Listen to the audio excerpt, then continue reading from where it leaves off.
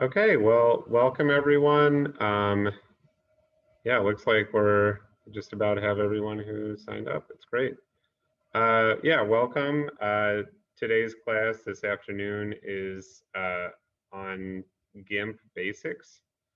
I'm really excited to offer this class to you all. We'll be going over GIMP, which again stands for the GNU Image Manipulation Program.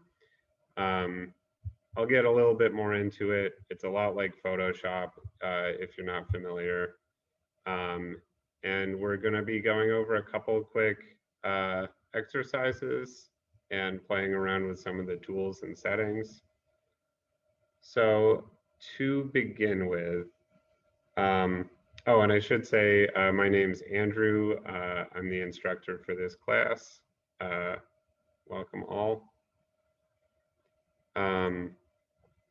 So I would like to start by saying if you didn't get the email that we sent out, it's ideal if you get GIMP downloaded before we really get into the material of this class. You can download GIMP if you go to, I'm going to share my screen here.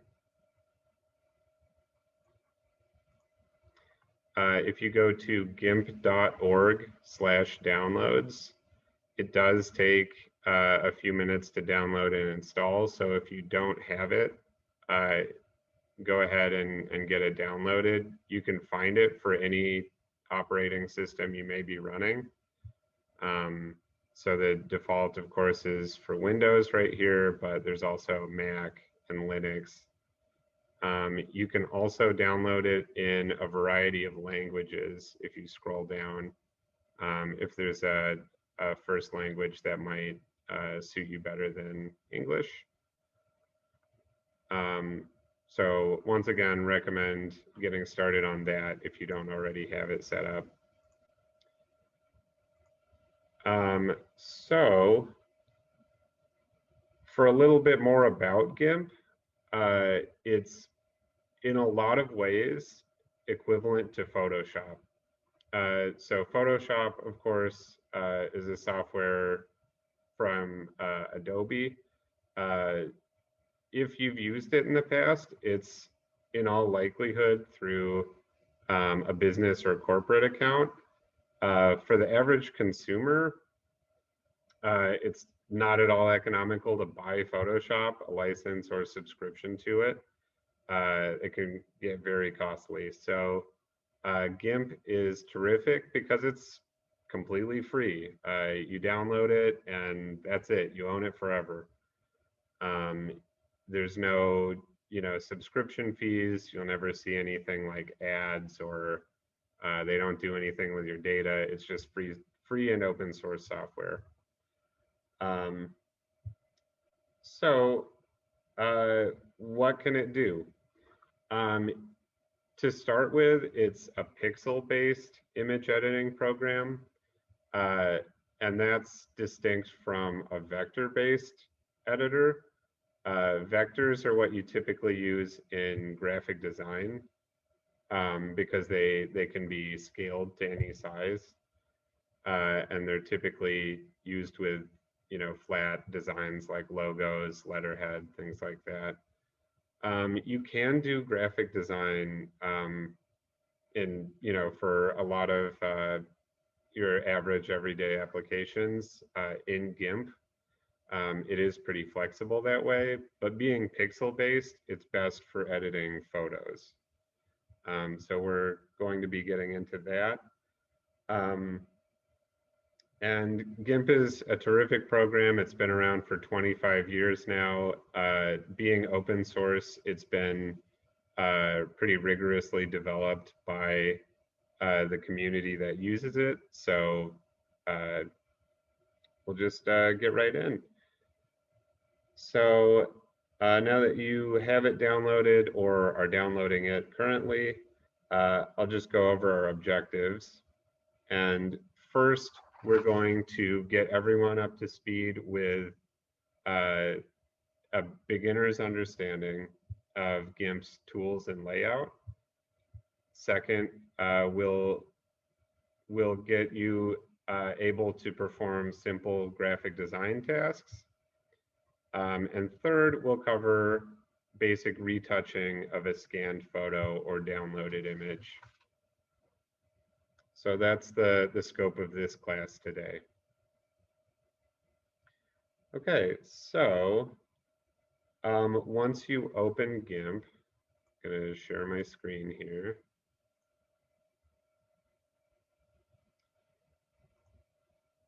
This is the field that you'll be looking at. In the center here, you have an area for working on an image. On the top, you have your menu. On the left is your toolbar. And then on the right, we've got brushes. And I'll get into all of that shortly. But what we want to do to begin with is go to File and Open. And I am going to find an image to edit here.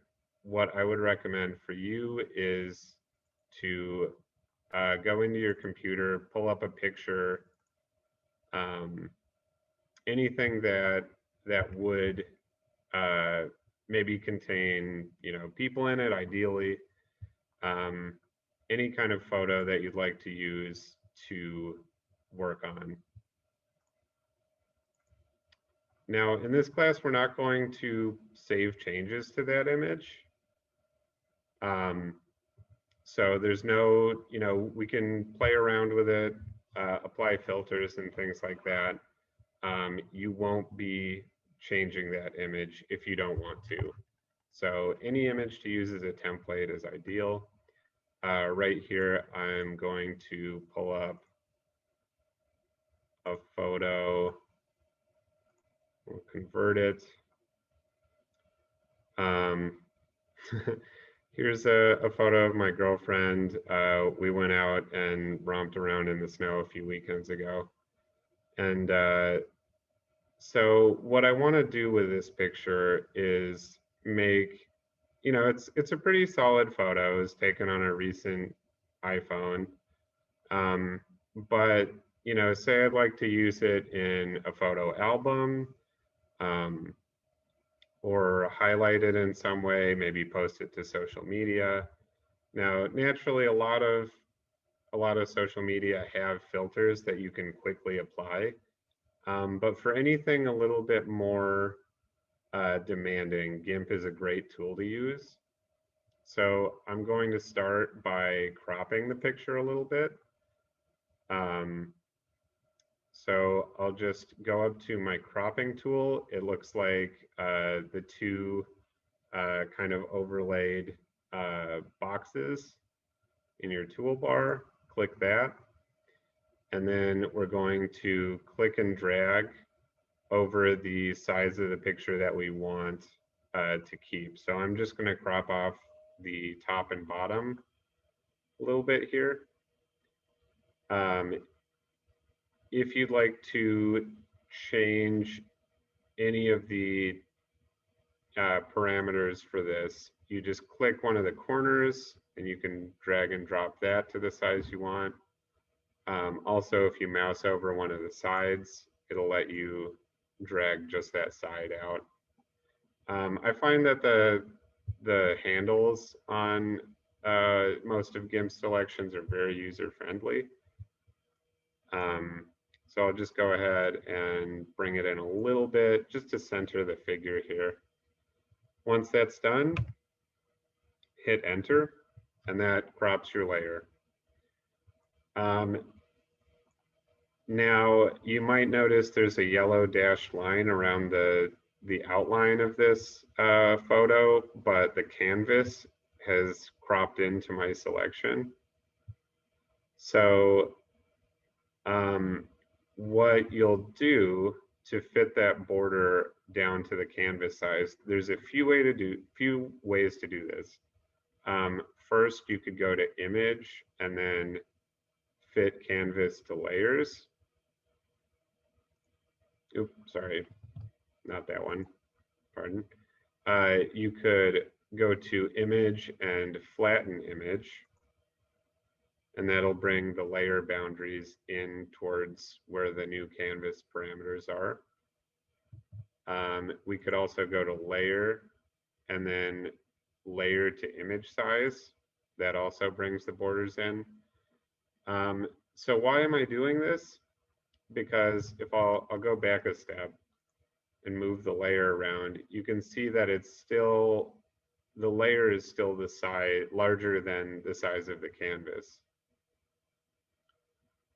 The layer is the actual image that we've imported. The canvas is sort of more of the frame, if you want to think of it that way. So once again, layer to image size. So now that we have the image here, say I want to, do some touching up. I'll go to colors, and you can go to color balance is a good one to start at. And now it'll come up with this dialog that gives you a few sliders. You can move these around and see how it'll look. So for example, I'm increasing the red in the photo at the expense of some of the cyan tones. And naturally, like you'll notice if I push the sliders all the way to the end, it's going to make it almost completely, a solid color. You can mess around with these just a little bit to get, say I want it to be the picture to be a little warmer. I could pull towards the magenta, yellow, and red. If, say, I want to highlight the fact that it was a cold, snowy day and I'd like more cooler colors, could go towards blue, green, cyan, maybe not that much. But notice how just a little bit has a pretty big impact on the photo. And I'm not an expert on color theory, but you can tell just by looking at it that there's been a change. So now another tool we'll look at, we'll go to colors and brightness and contrast. This is a great one for photos, especially photos that didn't have professional lighting, which is most of the ones that you might take. Even if you used a flash, you might want to touch up brightness and contrast on some of your own photos. So for this, we'll just slide contrast up a little bit. And you see what happens, again, if I go really far with it, it makes it so that all the tones in the colors are almost black or so light that they get washed out. And again, if we slide all the way back, there's so little contrast that the image is almost, it becomes just plain gray.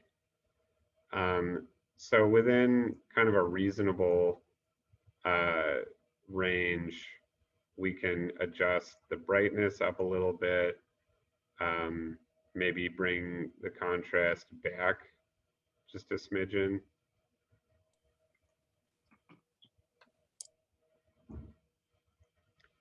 And then if you're working on this, working on your own photo and you don't like the changes you made, just hit reset.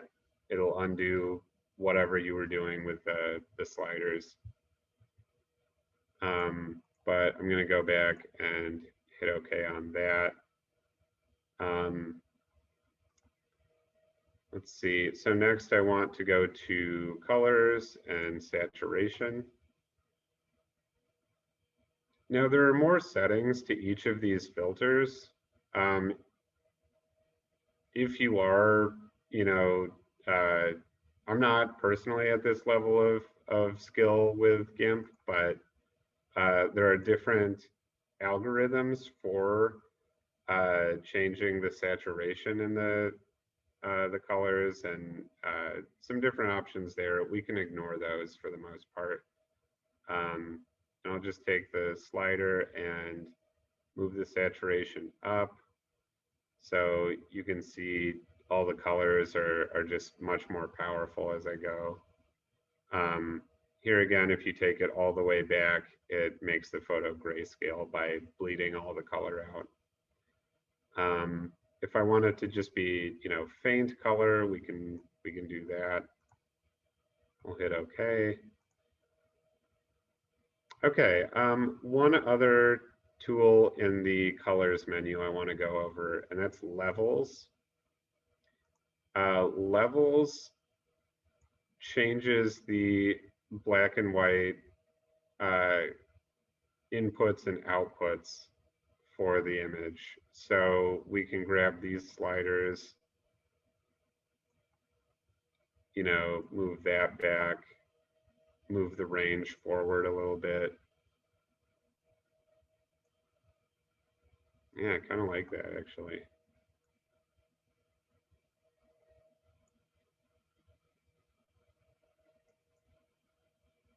So, different options for playing with the levels of white and black in the photo, for playing with the strength and saturation of the colors, for even changing the color tones. We have all these tools under colors. Next, what I'd like to get into is under filters. There's some filters that we can apply to add sort of an artistic effect to the image, and then there are some that can enhance the photo. So say I go to enhance, I'll try sharpen. Andrew? Yeah. We have a question. Oh, sure. Are there ways you can apply color changes just to different parts of the photo, like the thermos, for example? Yeah, okay, terrific question. I'm gonna address that now. So yeah, say we don't want to edit the entire image in a certain way. What you'll want to do is edit that area specifically. So how do we edit that area? How do we tell GIMP that that's what we like it to change? You need to make a selection. So there's a few tools up here. You've got the rectangle select and the ellipse select. Rectangle is to draw a box, and if we do ellipse select, that draws a round or oval shape. For some areas, this is going to make sense to use one of them. For something that's a little bit more irregularly shaped, like the thermos, we'll go to the scissors icon here. You're going to click and hold on that, and then go to free select. So I'll get into this in a little bit more detail later, but the toolbar here, GIMP has kind of helpfully condensed a lot of similar tools into options here. For example, the paintbrush. We also have the pencil, the airbrush, different ways of drawing on an image. The same goes for the select options here. So we'll go to free select. I'm just going to do this by hand, so it's not going to be perfect. But yeah, that was really not perfect. I'm going to drag a box around the thermos. One thing you can do to get a better selection is grab your zoom right here, click and drag a box just around the area that you'd like to cover. I'll go back to free select, and now I can do this a lot better, even freehand, than I was able to at a larger scale. Okay. So now what I'm going to do is go to edit and cut. So that cuts out my selection, and then edit and paste. And now it'll show up in your layer menu as a totally new layer. So right now it's just kind of a floating selection. Click the new layer button, this little green button in the lower left. That makes it a new selection. So now these are different layers of the same image at this point. And I can click and drag my selection around. So for right now though, we'll go to colors and I'll say saturation and we'll turn that way up.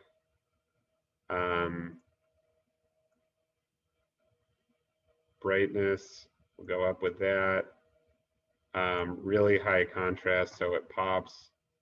And then I'm going to, I'm going to go to view and then set zoom back to 100.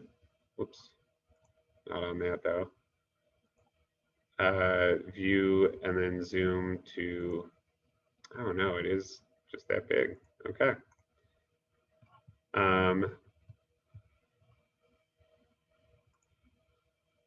Let's see here.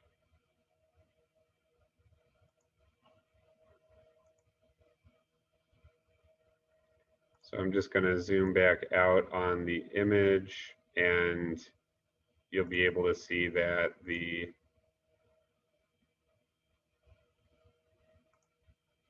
oops, let me try this again. Okay, that's better.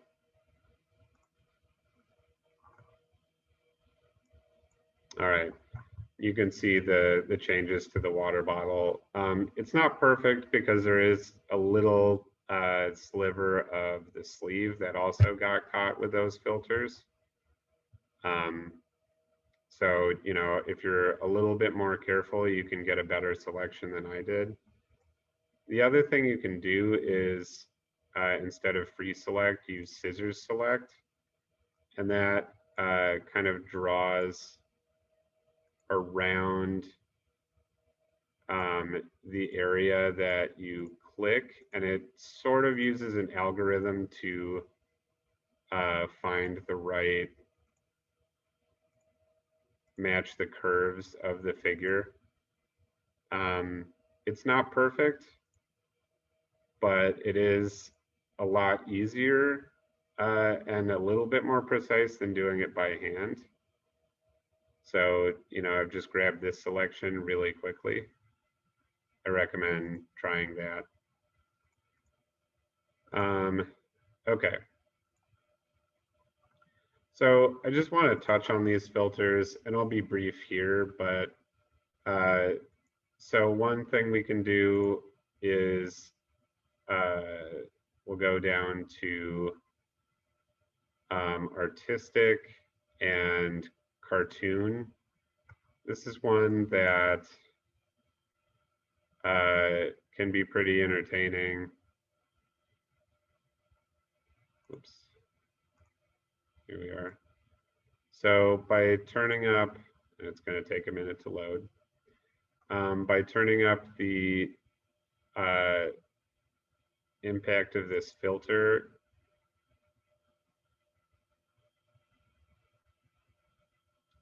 yours will probably be a little bit more, a little bit faster than mine here.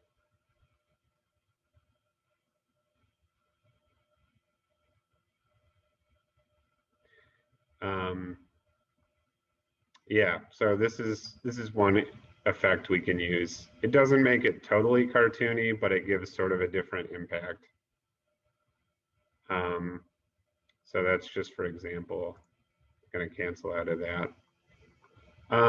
Another filter is under light and shadow, we can go to bloom and give everything kind of a soft glow.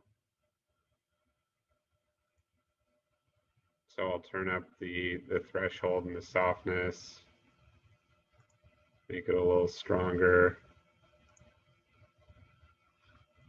So just, you know, in a few clicks, I can make, give the photo a totally different tone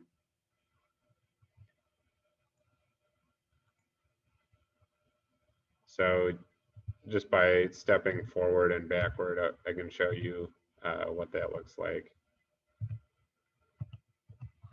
One other we had a question. Yeah. Sorry, I do not have the upper left box of tools. Where do I find that? So they don't have this up here. Where, if they can't see it, where would they be able to find it? Okay, try going to view. If you have the top menu, if you go under view, you should be able to, let's see.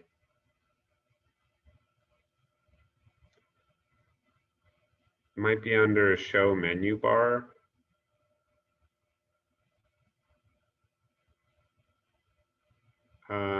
Yeah, it's a little unusual.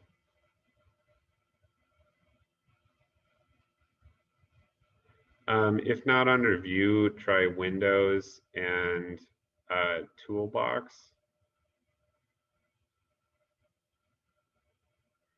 It's possible sometimes GIMP might show up with the work surface in the center and then sort of little pop-up windows to either side for the toolbar and brushes.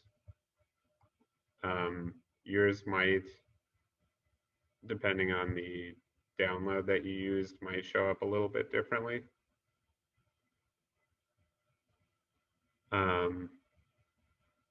Okay, let's see.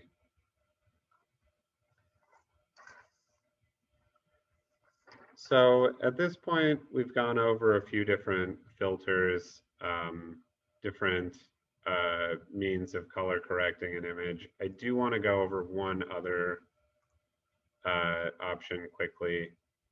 And for this, I found this picture online of a cat with a red eye effect. Of course, this is just, this can happen with any flash. You know, we're all familiar with the red eye. So one easy way of eliminating that, you just go to filters, enhance, and then red eye removal. Just as easy as that. You know, I find that with a lot of older 35mm photos are especially susceptible to red eye. So this is an easy way to digitally remove that. Very simple. You can also increase it a little bit if you want. So something like that really eliminates all of the red undertones in reflective surfaces like eyes. And then if you want to do a little bit more color balancing, you can add a little bit more of the red tone back in for the warmer colors. It's not, you know, super necessary. So just wanted to show you that before moving on. We had a person about the menu. Maybe it's truncated due to split screen. It could be, yeah. If you make sure that your window is maximized in the upper right here, that might also show it for you. Yeah, but that's a good tip.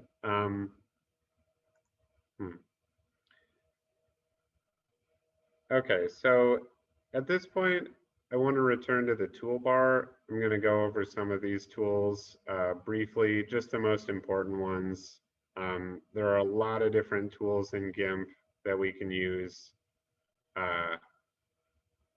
You know, many of them take a lot of, have kind of a high learning curve to master, but some of them are really nice and simple and easy to use.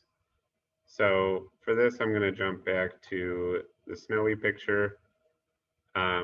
First is the move tool. It's the 4 arrows that kind of make the handle. For this, The great thing about this tool is all you need to do is just click and drag and it moves that layer around. Notice it's only moving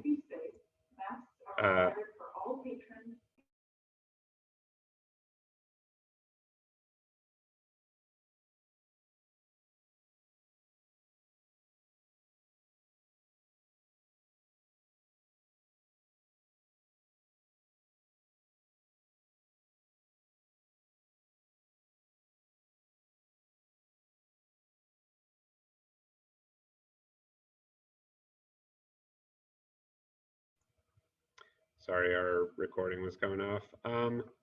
Okay, so notice that I'm only moving this layer around and the thermos stays put. Likewise, we can click and drag and move that layer as well. So there's another tool under here that's alignment. Say you just really want to center a layer, like I've moved the backdrop layer, and we want to recenter that in the canvas. You just select it so it has these four little hangers in the corners, and then you can click center horizontally and center vertically, and it brings it back. That's just really nice to have. Yeah, these tools come in handy quite a bit. So let's see, I went over the ellipse and rectangle selects. A couple other details on these. With the ellipse select, you can set it to any shape or size of oval. If you hold shift, it's going to only select an area that's a perfect circle. And if you hold control, it'll set the starting point from where you first click. So say I want to select exactly her face, I'm going to center it on her face and hit control, and then we've got a centered area that I can just cut out this space if I want. By holding shift, it also fixes it to a perfect circle, so that might be useful for you as well. Oops. And kind of the same goes for the rectangle. By holding control, it centers it differently. By holding shift, it doesn't make it a perfect square. Instead, the size of your selection is going to be fixed to the aspect ratio of the image. So in this case, it's sort of a tall rectangle. This one, likewise, is going to be in that shape. Another couple excellent tools for selection, fuzzy select and select by color. Fuzzy select, you just click on an area and it automatically selects all the area contiguous to that that's within a couple shades of color. So by holding shift and clicking that repeatedly, I can quickly select virtually her whole coat, for example, and then, you know, just to demonstrate this effect, I'm going to grab a blue and then go edit and fill with foreground color. To remove your selection, in a lot of cases, you can just click outside of that. But what I like to do is hit Control-Shift-A. That selects nothing. And of course, you know, naturally, I haven't selected the entire coat, but this is quite a lot of the area. It kind of also creates an interesting effect. Not sure, you know, when exactly you'd need that, but okay, so I'm going to back up a couple steps. As a note, you can go forward or back, undo or redo by hitting Control Z to undo and Control Y to redo. That can be really useful if you're working with some filters, you're applying different effects, and you just don't know if it really works the way you wanted it to. Hit Control Z as many times as you like. It'll back all the way up as far as your save, if possible. One thing to note when you're doing Control Z to undo something, you can always redo everything that you've undone until you make a change. So the moment that, we're undoing something, and I'll just demonstrate this here. So once again, I'm going to fill this area with that color. I can hit Control Z to go back a step and then back another step. At this point, if I say take my brush and paint over that with a gray, I can undo that, but redoing just takes me back into that same branch of activity. So just one thing to note, if you're trying to undo something, by the time you make a change, it's branched off into a different chain of undo, so you won't be able to redo what you had previously undone. Hopefully that's not too much of a mouthful. Okay, so let's see. That's a little bit more about selections. Another thing you can do is select by color. This one's really neat. It selects everything of a comparable color to where you click. So I clicked on the fur around the hood, and it selects everything that's kind of tan or orangey.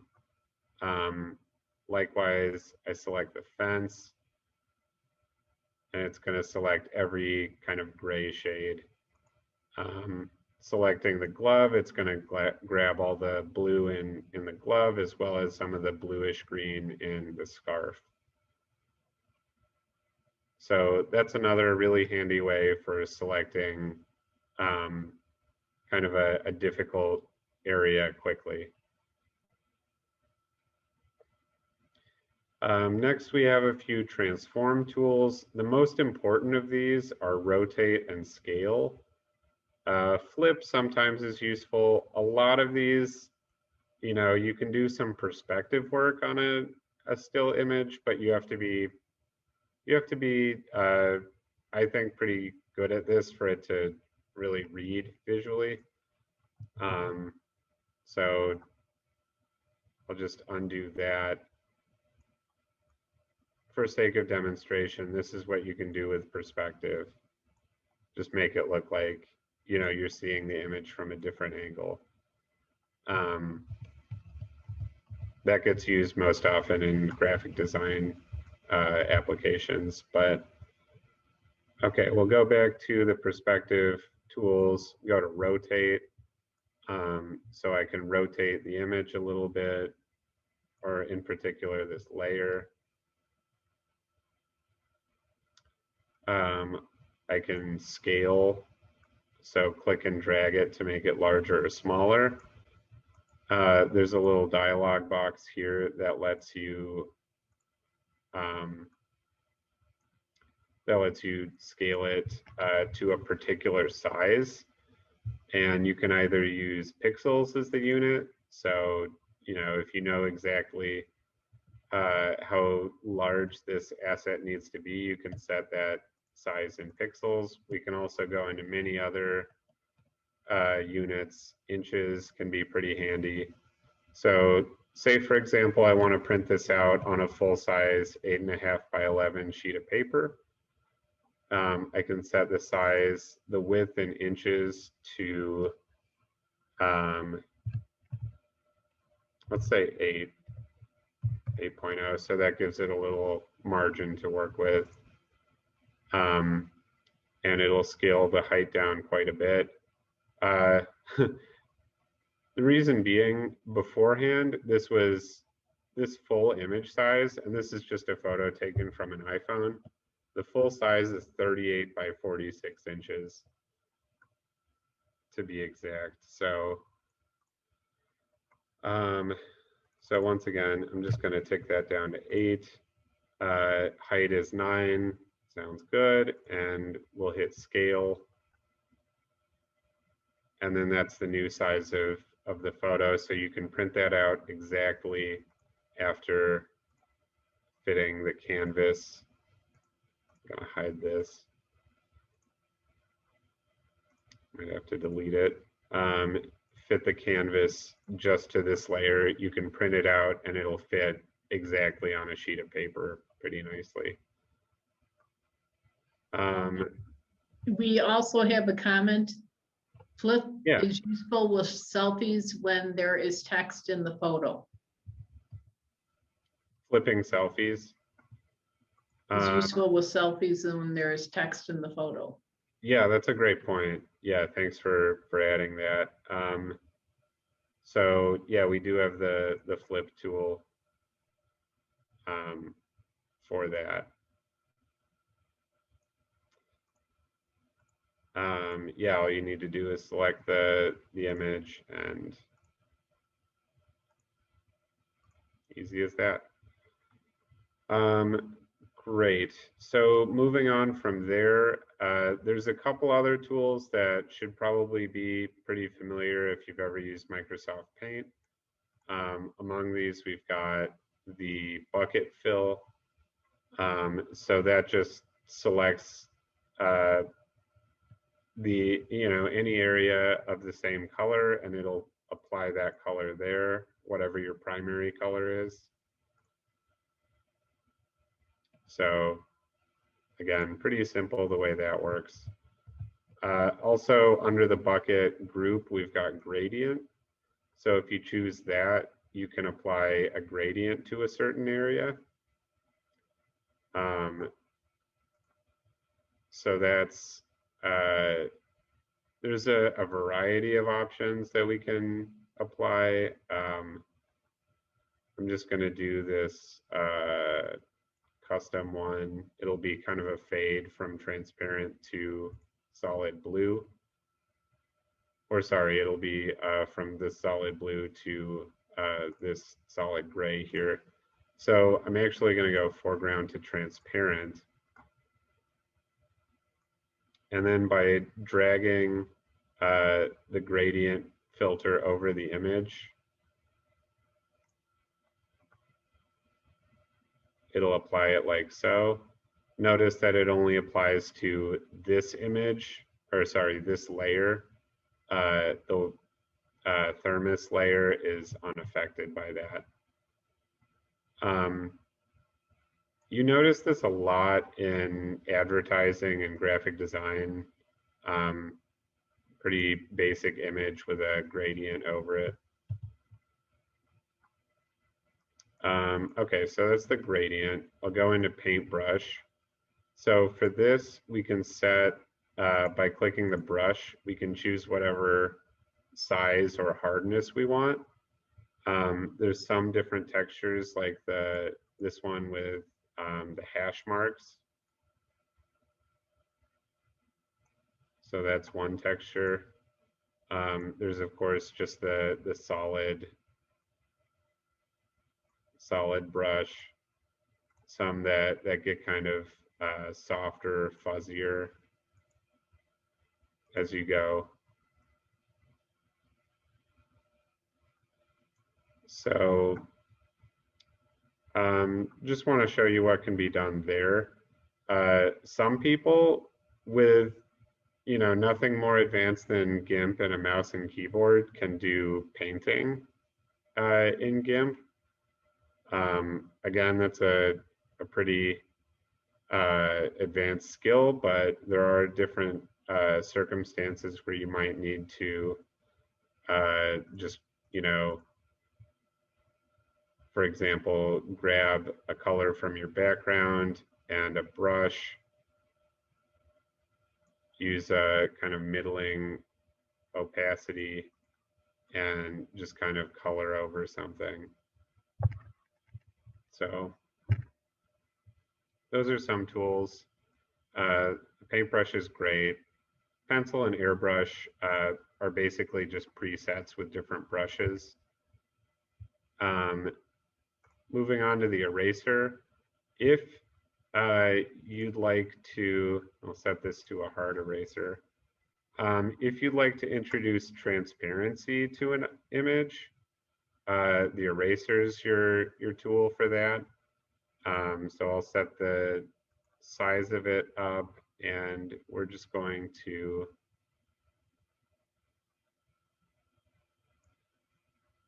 erase here. I believe the reason it's erasing it to blue is because that, yeah, that was the active background color. So this is actually a good tutorial as well. If you want to add transparency to an image, it's got to be saved as a PNG. So to do that, you need to go to File and Export As. Choose where it'll be saved, and then instead of JPEG, we're going to do PNG.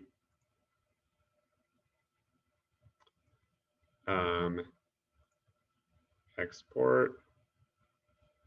Oops.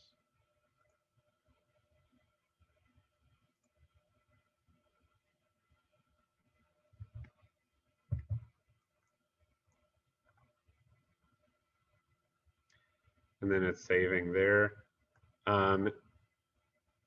That's for saving it. Now, to add the layer that allows transparency, I'm actually just going to cancel this for now. To add the layer that allows for transparency, you're just going to right-click your layer, go to Add Alpha Channel, and now when we erase, it's going to erase to transparency. This grid of gray boxes means nothing. It's a little bit clearer than a white background.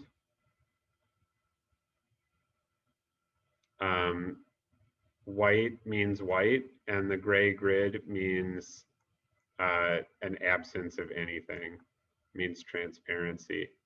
So, you know, just erasing around our figure here.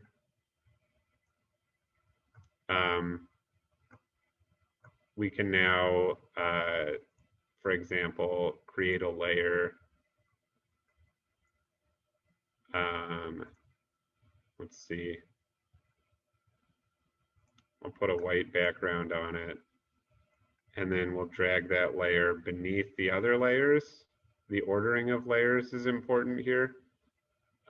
So now the figure has, with the transparent background, will show up on the white background. See if I can grab another layer here.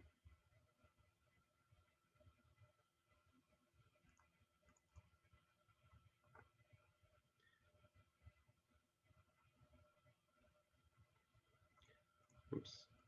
So this layer that I'm pulling in is my cat on my desk. So with the figure on top of that, you can arrange some kind of funny images that way. This is a mess because I've been doodling over it and I've been erasing it quickly, but you know, maybe kind of gives you a sense of what can be done with these tools.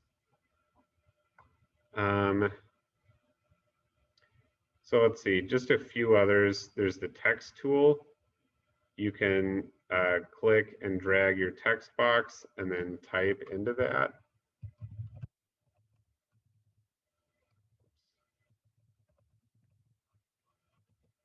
And use the toolbar here to increase things like the size or the font.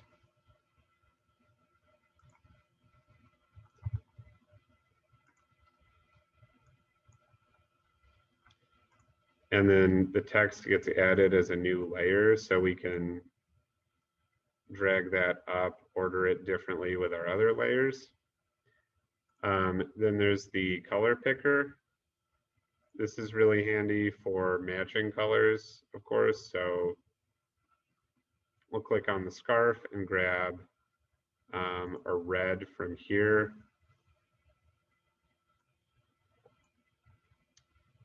So we can use that with our painting or whatever we might need it for. Once again, we're back to the zoom. So clicking the zoom and dragging a box zooms to that area. If you click zoom out, you can go in stages. Same with zoom in. I like dragging a box because it tells GIMP exactly what area you'd like to see and how close up it'll be. But, you know, of course, we can just take steps back or forward.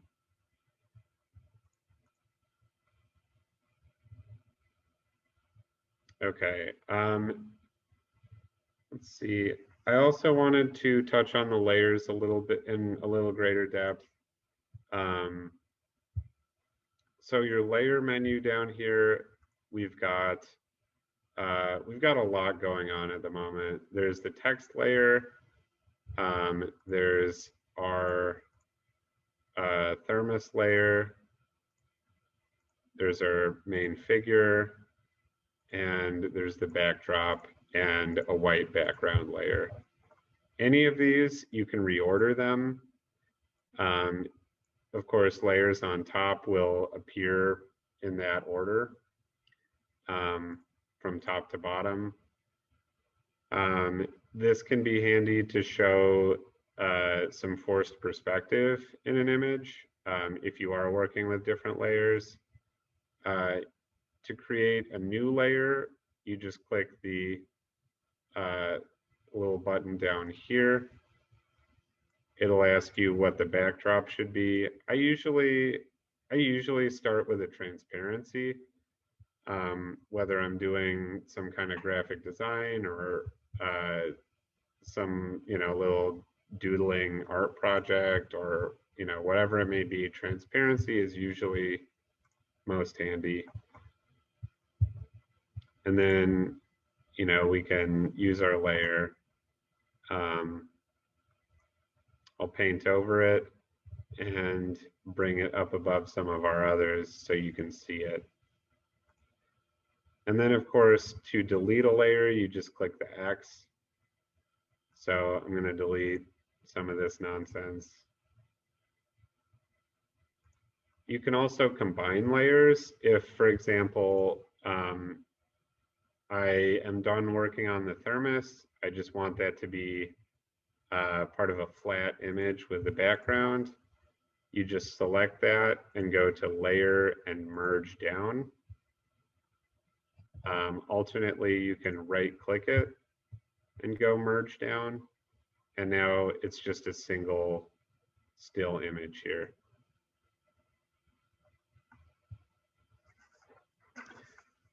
Okay, I want to go over, we have about 10 minutes left in the class. I want to go over some general tips for GIMP because I know I threw a lot at you today. There's a lot of tools, a lot of things that can be done here.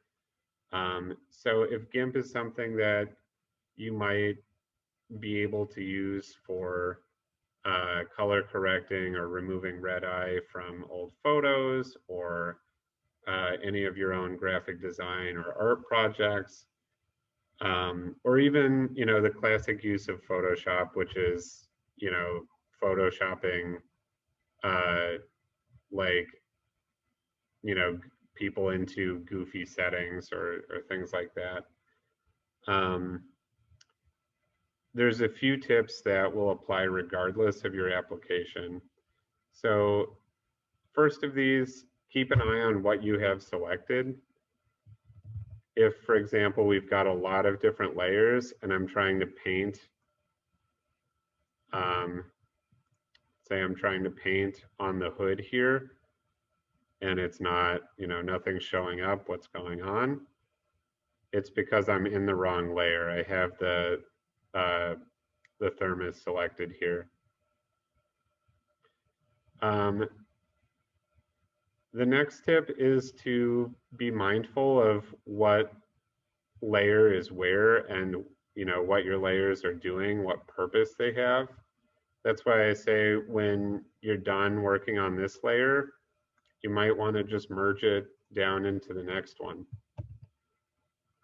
And on that same note, you might consider, I definitely recommend naming layers. So for example, we've got, I could call this shiny thermos. And, I'm going to call this one base image. And then the text, I'll call this text block 1 so we can make room for others, for example. You can also, if you need to figure out what's going on in between a lot of layers, instead of moving them, the best thing to do is just use the eyeball icon and just click that to hide any particular layers that you want. Click it again to show them.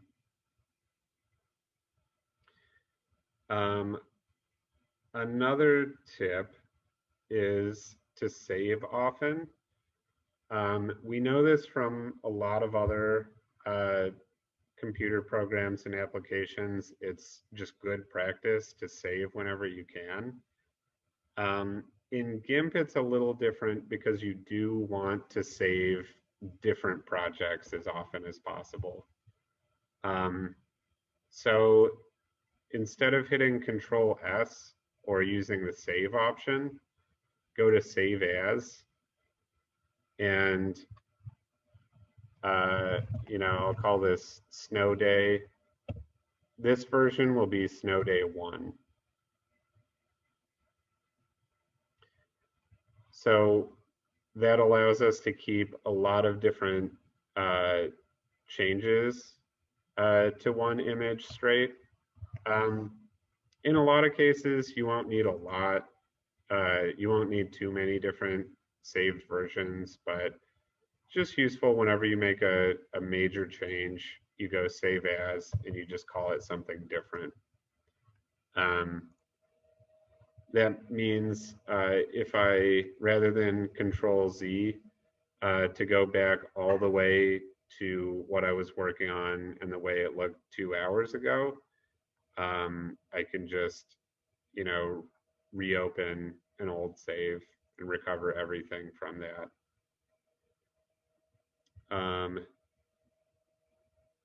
So that's one tip.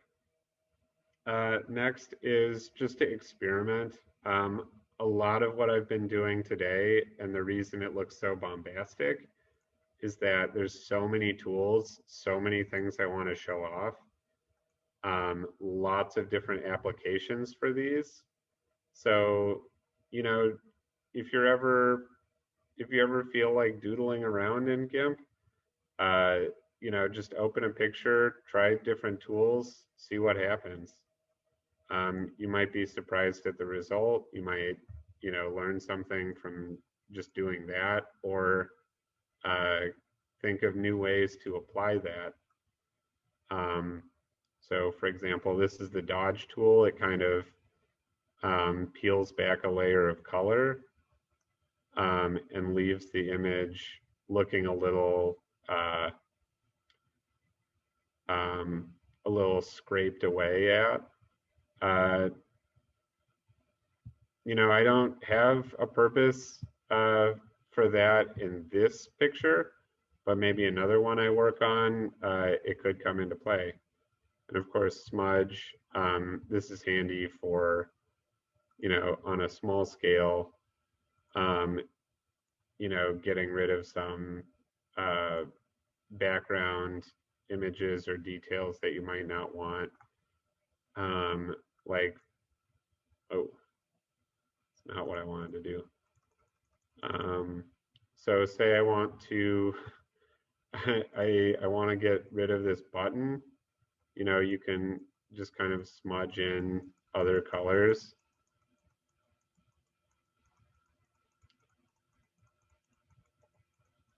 And it's like it never was. So I don't know, that's a weird use for that particular tool, but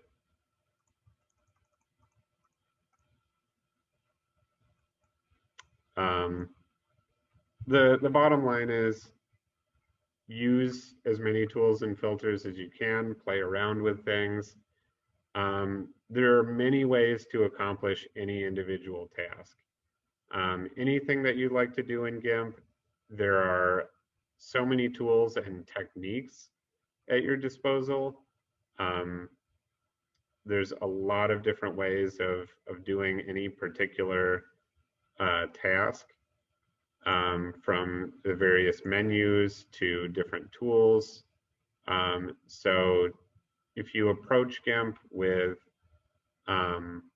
sort of an open mind for how to get from A to Z, you'll be able to find a way to accomplish your goal.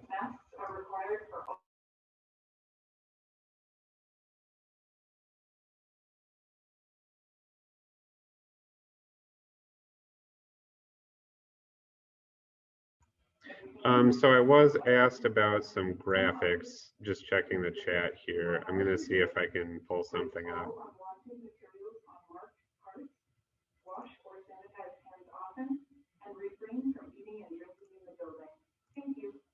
So I showed you this picture. I don't know if this is exactly what you had in mind, but I showed you this picture of my cat sitting on my desk. My cat I was sort of struck by how she was just watching my screen and seemed so enraptured by this goofy Aristotle quote from this email. So I did some, just made a goofy picture with it, almost like a motivational poster or something. All I did, I just kind of cut out the outline of her face, pasted her onto a black background, cut out the text right here, sort of played around with the colors on it. And then this is actually a gradient from the black that fades up onto this area, sort of her neck. And then again, just messing around with the color balance and the saturation of the yellows and oranges. So I don't know if that's exactly what you had in mind, but that's what came to mind for me.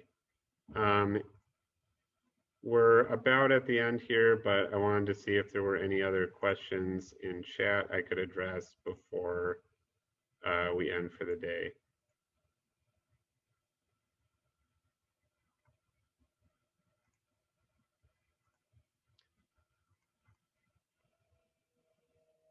Let's see. Okay, seeing nothing else, I do want to add that we'll be sending around the manual for this class. Oh, let's see. Notice it saves as safe. XCF. Yes, great point. Thank you for adding that. So let's see. So the project file, when you save it, the project extension is XCF. That's not an image file. That includes all your different layers. So when you do need to go back into the image and save it, or continue working on it, we have the layers to mess around with still. When you export it as a PNG file, And I do recommend PNG. That's a bit higher quality than JPEG, but also doesn't take up as much space as something like a TIFF. PNG also stores transparency, unlike JPEG. But when you save it as a PNG, that'll be your flat image, which is, if you ever do need to reopen the flat image and keep working on it, you won't have access to the layers any longer. It'll just all be, the image will be a single layer. So thank you for bringing that up. And let's see, crop specifically to print a digital picture, certain sizing. Yeah, so there's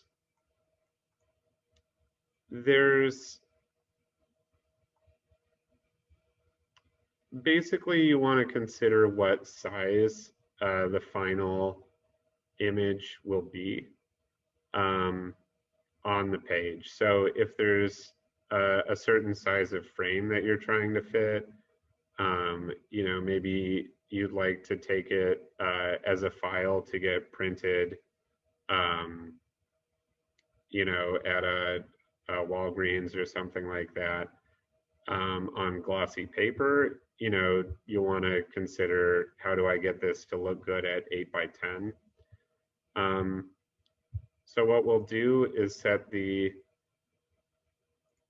I'm going to merge my layers down. So imagining that this is the finished image that I'm going to try to get printed.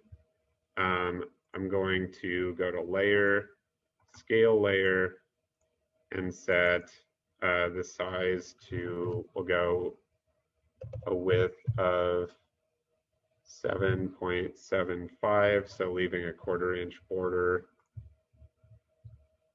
And the height, because of the size of this image, it's actually a little less than a 1/4 inch margin at the top and bottom due to the height being a little smaller.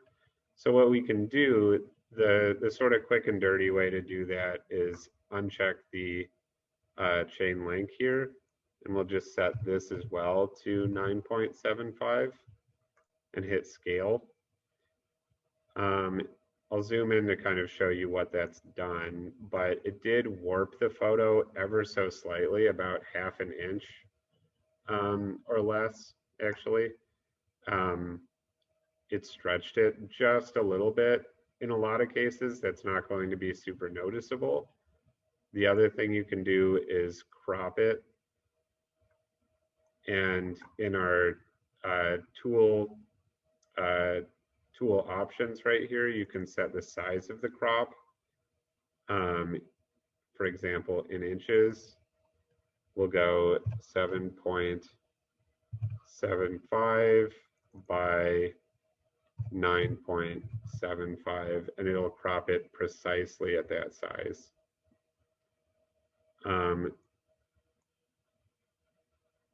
Oops. So that's another thing you can do to get exactly the size that you want for a digital print.